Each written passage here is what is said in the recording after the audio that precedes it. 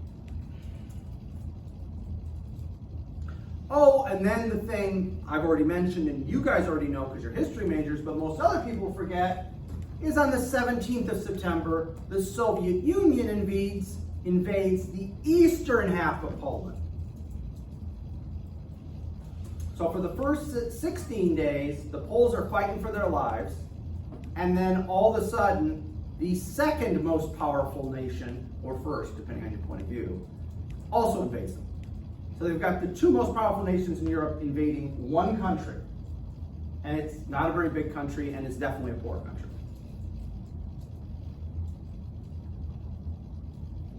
So the Poles had no chance. They never had a chance. In fact, when the Soviet Union first invades, they're greeted with cheers, because the assumption is communists and Nazis hate each other. So of course the Soviet Union's invading to get to the Nazis and help us. Wrong.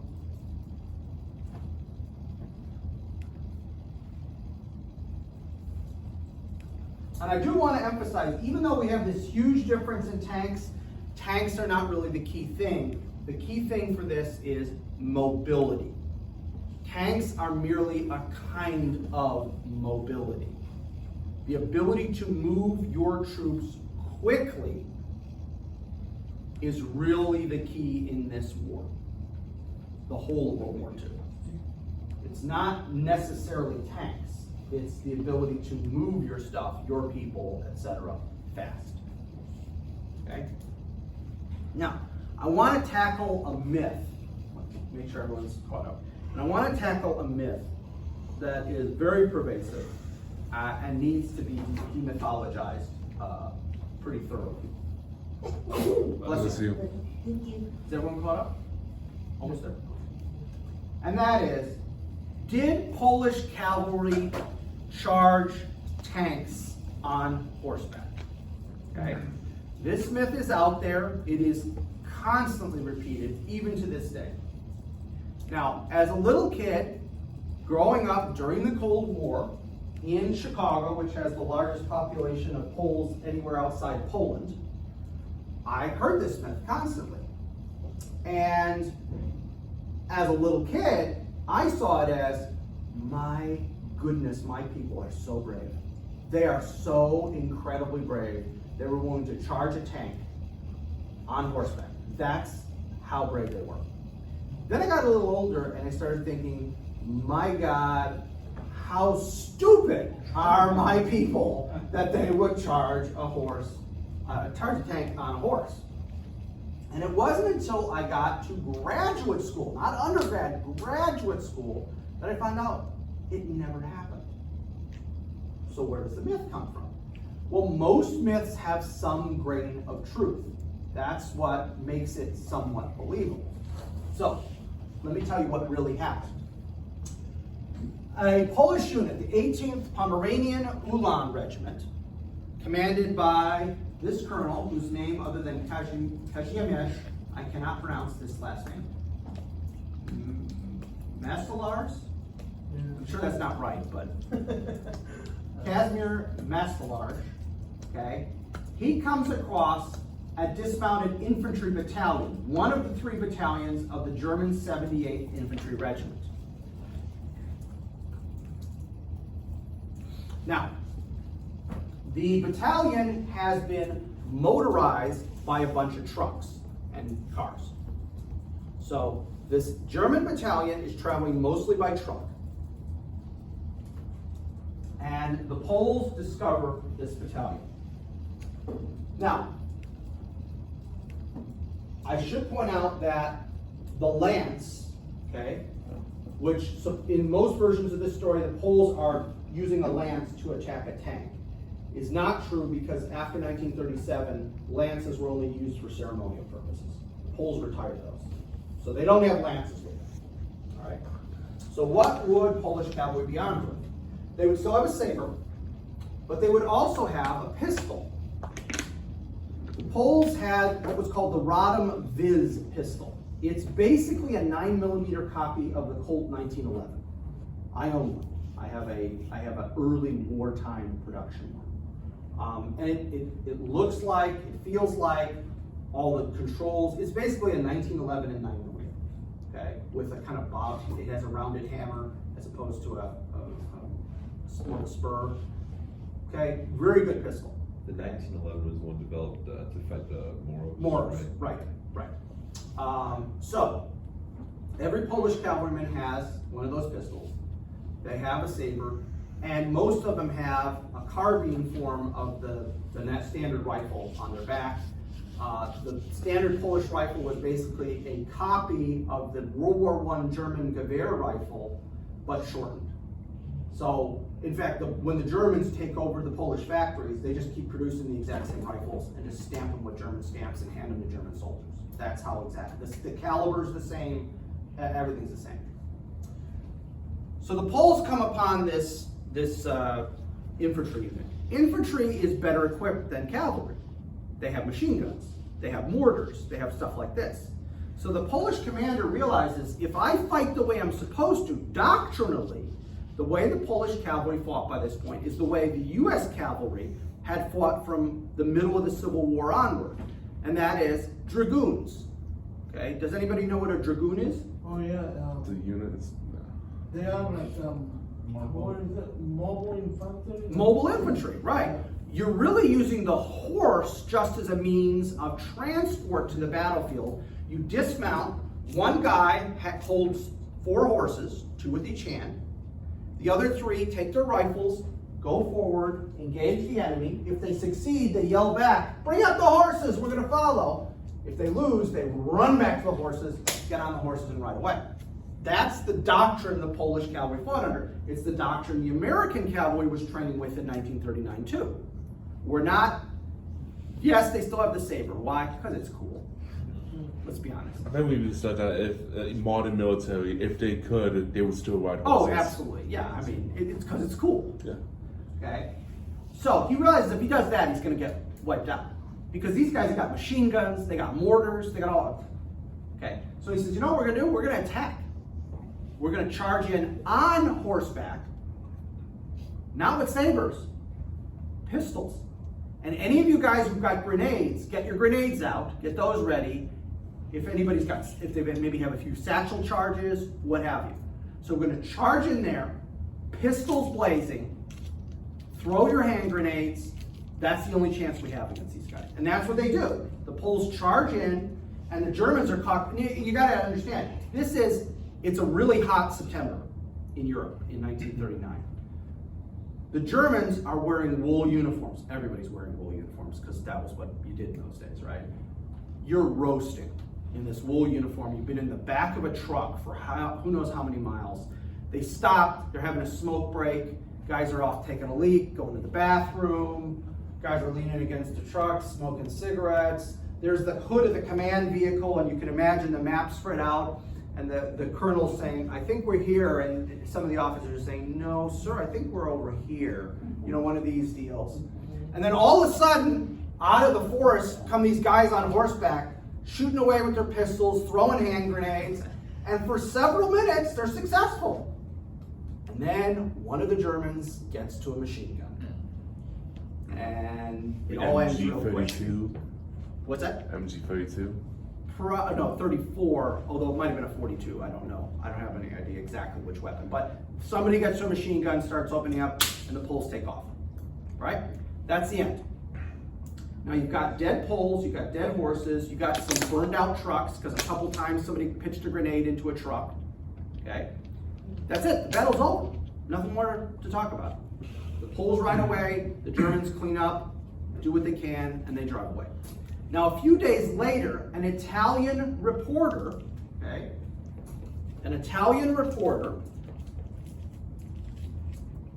oh, I'm sorry, I got it wrong. It was armored cars. It was an armored car showed up, not a machine gun, an armored car. I've told this story so many times, I just went on autopilot, okay? An Italian reporter, okay, and we even know his name. Indro Montanelli shows up, and what does he see? He sees dead horses and poles. He sees burned out trucks. So the Pole's charged on horseback, clearly, but he doesn't know anything about the military. And so the trucks become tanks. And he files the report. And remember, Italy's still neutral at this point. They haven't declared war. In the fight with the Poles, they're neutral. So it goes back and to Rome, and it gets picked up by AP, UPI, Reuters, all BBC, okay? All the news services have a Rome office. I wouldn't be surprised if CBS or ABC, NBC, they might even have Rome offices. I don't know how that worked in those days. And then that goes to every newspaper in the country. Now, fast forward. It's post-war. You're a professor somewhere who's going to write one of the first histories of World War II. You don't have access to anything secret. So war just ended. They haven't declassified anything. So what are your primary sources going to be? Newspapers. Eyewitness accounts where you can get them, and newspapers. That's it. There are no other primary sources you can get your hands on. So you go through the newspapers, and you find this report in the New York Times, the Chicago Tribune, the Houston Chronicle, the Los Angeles Times. The report's in every one. Well, it must be true. And then you write that. Well, then 20 years later, it's the 60s, and somebody's writing another history of World War II. Now, they have access to American primary sources, but because they're an American, they're probably not flying to Europe to do German, to do Italian, etc. They're probably just going to rely on the American. You were going to ask a question? Okay. But here, I remember when I was in college, right after World War II, I remember reading a book about World War II, and they told a story about Pole. I gotta find that book, and you find the book, and oh, there it is. Oh, is there a footnote? Yeah, here, Los Angeles Times. Yeah. Okay, that's good. That's solid. I can trust that, and I'm gonna put that in the next book.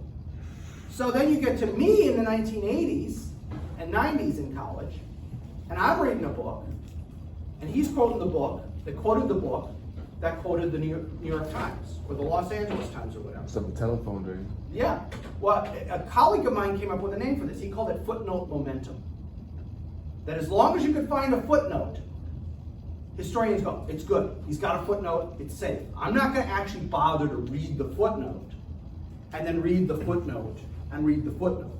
I'm just going to say he's got a footnote, it's good, it's safe. So a buddy of mine at Leavenworth admits that when he was writing his dissertation, he was getting near the end, and he remembered this really good quote he wanted to put in. And he put the quote in. He couldn't find where the quote came from. So he faked the footnote. Oh my God. He was almost done with the dissertation. No one's gonna know. Yeah, no. They Right? know. No one's gonna know. They No. know. Well, what happens is, a few years later, he's reading a very famous historian. He never told me who the historian was. He says, I'm reading this very famous historian. He said the exact same thing that I did. He's like, oh, thank God. So he pulls open the thing, goes to the back, footnotes. The famous historian referenced his dissertation. And his dissertation footnote is fake. So now, because that famous historian said it, for the next 50 to 100 years, that quote is true. Because someone's always going, well, you know, I'm just going to say a historian. Dennis Showalter said it. Dennis Showalter said it. Dennis Showalter said it. It's got to be true. You should write an Okay. expose. You should bust him. Oh, no. He's a good guy. I wouldn't do that. Oh, yeah. So when can a quote be actually attributed? Like when Winston Churchill said, "We will fight them on the beaches." Did he have to cite someone? He didn't use Well, in his case, he said it live. So Yeah. we have an actual recording. So we can go with that. And then a transcript of the recording. Why can't your friend just attribute a quote to himself? Actually, later on, he started doing that all the time. He started making up quotes, and I'm going to show you. Some of them are in this slide presentation. Okay, he started making up quotes, not like attributing them to anybody else, attributing them to himself. So he just started saying, "This is da da da," and then he would attribute them to himself. So he actually did that because he said, "I'm never going to get caught like that again. Hey. If I like the quote, but I can't find out who to say it, I'm going to say it, and that's going to be that." So, anyway, that's what happened. And you will find this has probably happened more than people realize, guys. Yes. This reminds me of, I read the 7 myths of the Spanish conquest, Mhm. and like just so many things Spanish historians, Italian historians just passing on like information that was just bad for like generations. Oh yeah, no. When you get into especially controversial stuff, like the Inquisition, Yeah. like go actually read what happened during the Spanish Inquisition. It is not the version that I grew up with in textbooks. Very, very different. Very, very different. So, anyway, so that Soviet invasion of Poland, remember that whole thing? There's Uncle Joe laughing it up. There's Molotov, the foreign secretary, foreign minister. I forget what Gotta his watch exact term is. History of the World Part 2. Yeah. Check box. And there's Ribbentrop, the German foreign minister, signing the agreement that divides Poland in half. So there's a German and a Soviet officer, and they basically just cut Poland in half, and the eastern half goes to the Soviet Union. A slice is taken by Lithuania over here.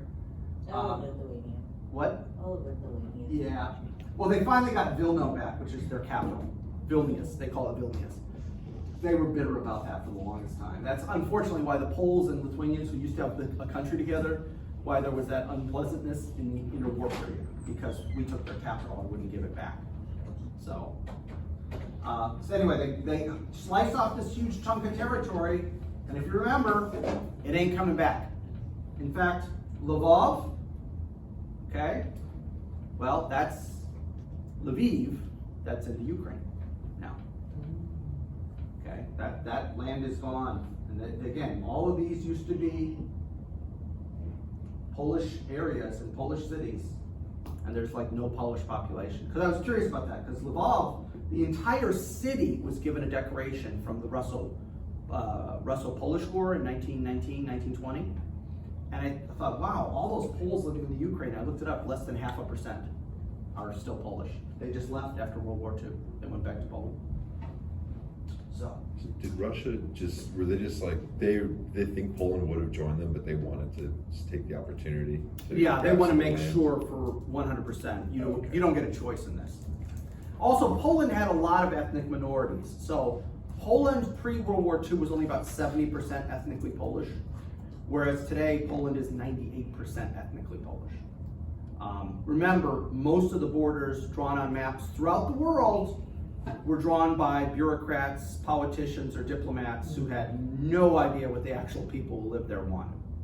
And so when there hasn't been what we would term today ethnic cleansing, there's still a lot of mix. Africa is a mess because of all that kind of stuff, because they didn't take into consideration any ethnic divisions.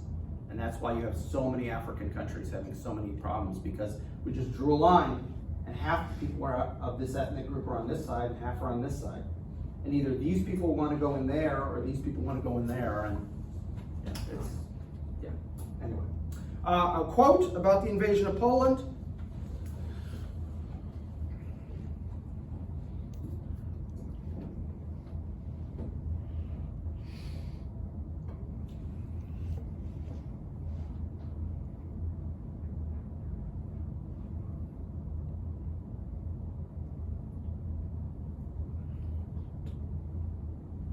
So this is what I'd highlight right here. Poland by itself against the Soviet Union and Germany, 36 days. Britain and France together against just Germany, 44. So after this 36 days, the French and the British, they have a good laugh. Wow, come on, it's Poland. What do you expect? It's not a modern nation. I mean, come on, what'd you expect? Well, they weren't laughing a year later, when they lasted 8 days longer. 8 days is 8 days.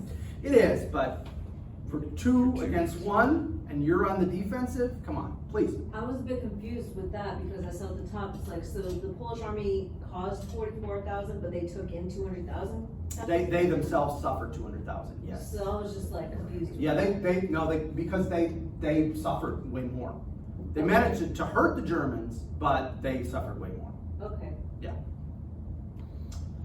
So, now, the Germans, why did the Germans win? Okay, well, most of these are pretty obvious, okay? They seized the initiative. They got to pick when the war starts, and they had already mobilized, whereas the Poles had kept being told by the British and French, don't mobilize, you're going to take them off, you're going to scare them, you're going to get them to invade.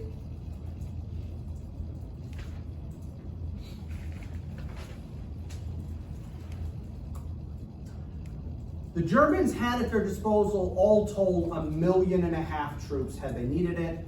The Poles had, if they could mobilize everybody, 400,000. Now granted, all of these weren't mobilized. I'm not saying that was true, but if the Germans needed, they could have had it. Also, Germany comes with now. If you have activated all the reserves, everything, they could have had that many men. This was all the Poles had, even if they activated all the reserves. Also, Poland also was not very popular. It was smaller in population. Yeah, in population. Wait, I have a question Yes. about the last slide. You Yeah. said that Britain and France lasted 44 days, but didn't Britain never surrender? They mean in France, on the continent. Oh. Until the Dunkirk evacuation. Okay. Yeah. The Luftwaffe gains air supremacy in 3 days. Mostly that is because of preemptive attack against Polish airfields. So a tactic which will be copied many times in the future, hit the enemy's airfields real quick, wipe out their airfields and their airplanes on the ground. It's like the Italian guy. Douay. Yeah. Douay talks about that, absolutely. And they largely achieved that. It's using, even today in Ukraine, like the Ukrainians send like a kamikaze. Yeah, they're turning the drones and sometimes like really like commercial cheap drones, not like I watched a expensive. documentary about that. These are like guys who are like teachers, do it as a hobby in their spare Yes. time, all these random professions. Yeah, so it's like, there's people who have those drones that they like to fly in the United States and stuff. And it's basically people like that attaching bombs to them. In some cases, literally hand grenades. And just flying over something and having a little GoPro camera on it, and just they push a button on their controller, and then the hand grenade drops. In some cases, it's true kamikaze. But yeah, no, it's crazy. And then because of this cheap technology, I mean, this technology that these guys would have been, that would have been like, crazy technology, but it's so cheap and easy now, and you can be a hobbyist, like you're saying, you can be a hobbyist. You don't have to be like a professional programmer, no, you just buy it off the shelf, okay? So just imagine you're looking at couple of jets by those kamikazes. Yeah, absolutely. Okay, and by the way, I'll also point out, this happens to us in the Philippines in 1941. Oh, by the When the Japanese attacked Hawaii and the Philippines, they achieved this in the Philippines even quicker. Almost all of the Far Eastern Air Force is wiped out on the airfields in the Philippines in the first 24 hours. So, again, before we snicker, we were stupid too. Everybody gets a turn to be stupid. Okay? When do we stop? Well, good point. Good point. Okay. Again, the Germans constantly maintain the initiative, using their mechanized and motorized forces as the tip of the spear. The whole idea is the mechanized motorized forces punch through the enemy lines, get behind the enemy lines, and then the rest of the slow infantry can catch up later. That is the kind of initial secret to what the Germans do. Okay? They punch the hole through, widen it, move to the rear to try and destroy command, control, communication, supply, and then the slow infantry follows up. So when the infantry arrive, the army will be disorganized. Exactly. So they can't dig in, they can't recreate the trenches of World War I. Why? Because they're too, oh my gosh, what's going on? They're behind us, are they in front of us? They're panicked. Okay? The Poles have to defend the entire country. Okay. If you've played enough strategic gaming, not tactical shooting gaming, but if you played strategic level gaming, in strategic level gaming, if you're smart, you always give up some territory so that you can consolidate your defense, let the enemy wear themselves out on your defense, and then counterattack. That works. The problem is, how do you do that with a nation? We're just going to give up Florida, and don't worry, we'll be back in a year or two, guys. We're going to. How do you do it? Again, it's fine when it's a game and there's no public relations, there's no all these other things. In real life, you can't just say to a big chunk of your country, hey, sorry, it's not worth defending you right now, but we'll be back. You can't do that. Or you can do it in a totalitarian state. Like The Soviet Union will do it. China. Or China or something like that. Totalitarian state can do it because they don't care about public relations. They don't care about public opinion. But in a even quasi-democratic state, you can't do that. You can't do that. Unless it was Florida. Yeah. You can get away with it probably. It depends on who's doing it. And lastly, the Soviet Union, that whole Soviet attack. Any hope the Poles had is completely over once the Soviets invaded. They still had a vague hope. Supporting attack. Yeah. Sorry if it's a little It's low. okay, I couldn't see most of you there. Well, Sir. do you remember the name of that order that Stalin made that no one wants to be free? Yeah, basically it's Is the order 200 something? yeah, I don't remember the number, but yeah, it's basically the no retreat kind of thing. Yeah, the no retreat. And we're gonna have a whole separate lesson about the Eastern Front. That'll be the next lesson. Will be just the Eastern Front. Even the Stalin feared to lose too much, you know? Oh yeah. Yeah, terrain, so it will be hard to conquer that. Now, here's where again, in World War II, the German General Staff is on the ball. They're on the ball starting, remember in 1917, they finally get their head out of their rectum. And they start thinking. And in the interwar period, they're preparing for World War II, even when they didn't have tanks, even when they didn't have submarines, et cetera, et cetera. So, the German General Staff does an AAR, an after action review. We do this in the Army all the time. I assume the Marine Corps does this all the time. The problem is, unfortunately, in the Army at least, most of the time it never goes above a certain level. So, small units take the AAR seriously, big units don't care. That was my experience. We would do AARs at the platoon level or the company level, maybe even battalion level, but above that, I never got the impression anybody paid any attention. So, regardless. The German General Staff, however, is running this one, so people are going to pay attention.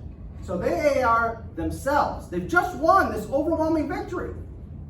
But they want to look at what did we do right and wrong? And what does their AAR say? They said our mobile divisions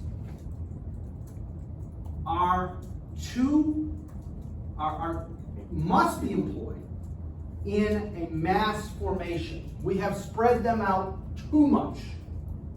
What the Germans were doing in 1939 is putting like one motorized or mechanized division per corps. So you'd have one motorized or mechanized and then two regular infantry divisions, say. And after the Polish campaign, they go, no. We need to put like motorized or mechanized corps in each army. Instead of a division in a corps, we need corps in an army. And eventually the Germans will get that to the point where they have mechanized and motorized armies as part of a larger army group. So that's how much they're going to say, don't spread out. We want them all focused together. Okay? The larger the formation of motorized and mechanized troops, the better. And we'll see how this plays out in France and then in the Soviet Union. Our tank forces are too tank heavy, meaning what? What do we need with the tanks? Infantry. Infantry. We need infantry with the tanks. I was trying to explain that. You know what point about tank division? Too many tanks. Yeah, it's true. I mean, this thing has been debated for like 100 years now almost. The current U.S. Army organization in a tank division is almost equal numbers of infantry formations and tank formations. So we have what's called a combined arms battalion. And that, you're gonna have 2 tank companies, 2 infantry companies. Mechanized infantry, okay, mechanized infantry, but 2 and 2. So you have literally the same number of infantry units with tank units. That's currently what we're doing. Is that right? I have no idea. In fact, we don't as an organization have any idea. If we ever fight a war that involves large conventional forces, we'll find out either we were right or we were wrong. But that's what we do currently, 1-to-1. So the Germans are saying they have like, I'm trying to remember what the 1939 organization was. It's like 4-to-1 tanks to infantry, or 4-to-1, 5-to-1, something like that. So it's way too tank heavy, and they're going to try and mitigate that. The coordination between maneuver elements and support arms is not good. Support arms being supply, those kind of things. Congratulations, guys, you just discovered a truism of warfare throughout history. It's never going to be good coordination between combat arms and supporting arms. I'm sorry, that's just, my perspective is this is always a problem. This has never not been a problem. It's mitigated in certain circumstances, but it's always an issue.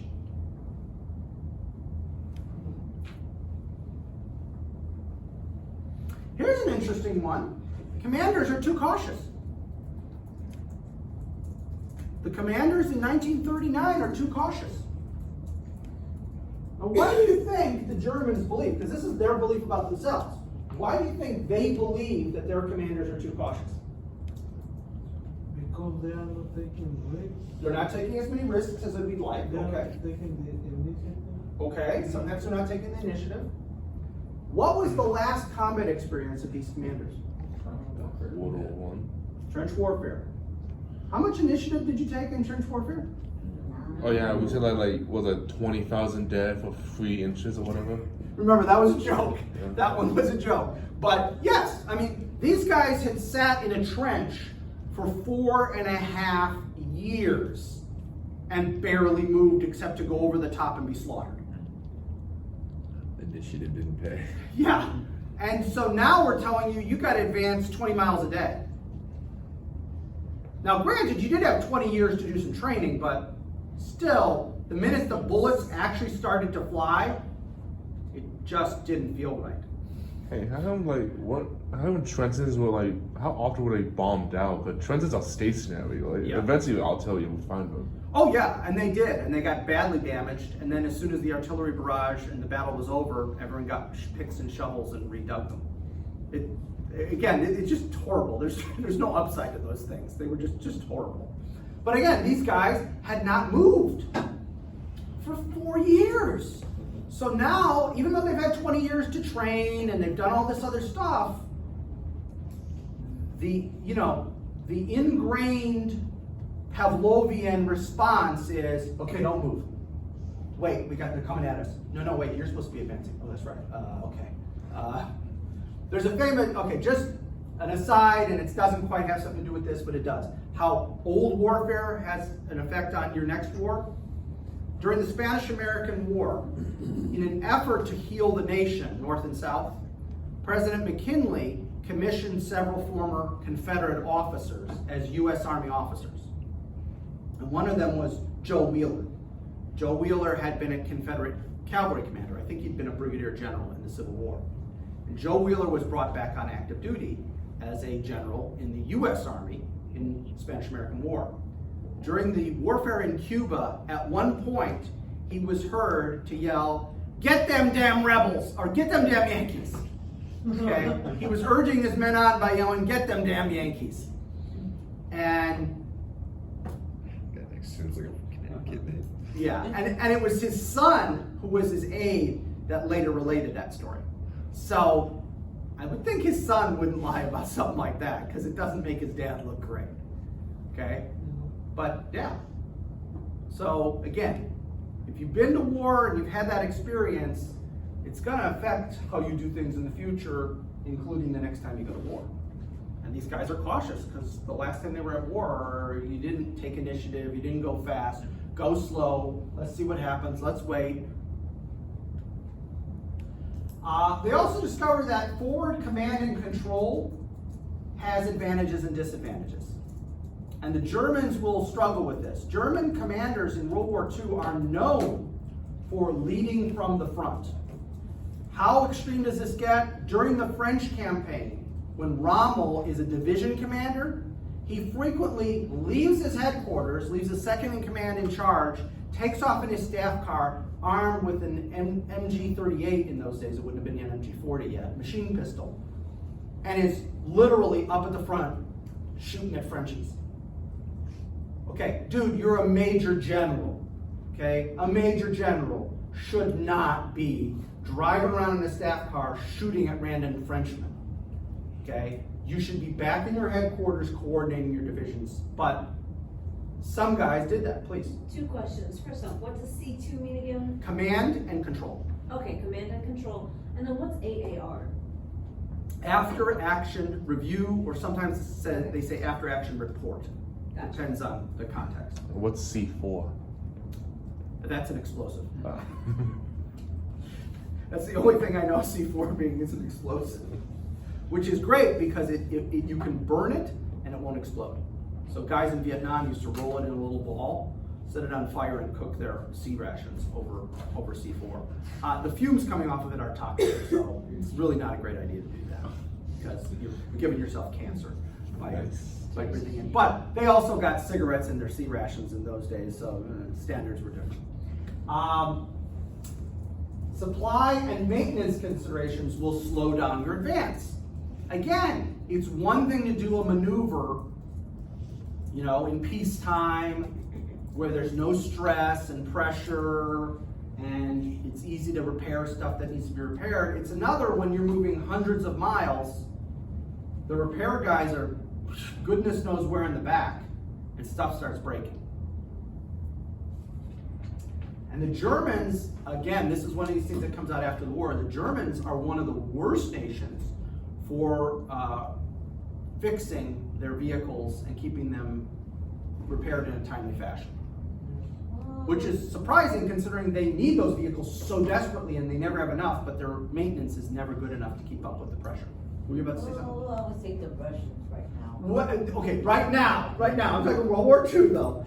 And remember, the Russian vehicles are also easier to fix.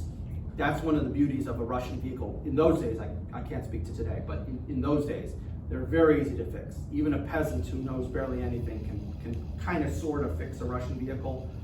The German vehicles are over-engineered. Why? Because they're Germans. Of course they're It's just like the cars now. Yeah, I mean, BMW, Mercedes versus like a Toyota or a Honda.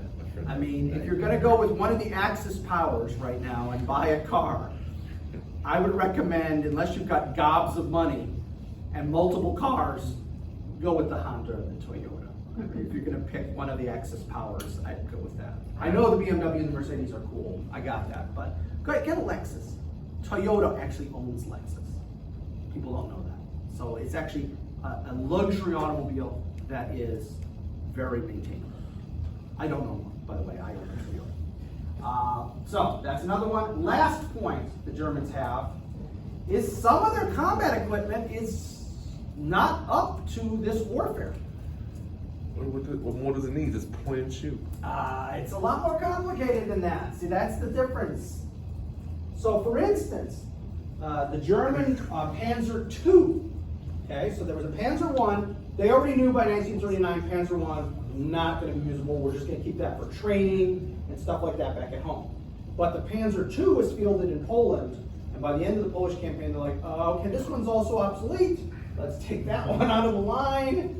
And so when they go to France, Panzer IIs are all gone. They fight in Poland, they don't fight in France because that equipment, and there are other examples, but that equipment is too old, it's too fragile, it's not up to modern standards. And so they pull the Panzer IIs out and they use them for crowd control, for training, for stuff like that. Part of anti-partisan warfare. And then they use the Panzer III in the... Panzer III is used throughout the war because they keep upgrading it. Oh, So by the end of the war, it looks, if you see a Panzer III, I forget what model it is, like a J model or something like that, You see a Panzer III at the end of the war, and you see a Panzer III at the beginning of the war, they do not look like the same tank. They are, I mean, it's the basics are the same, but they do some serious changes. Yeah.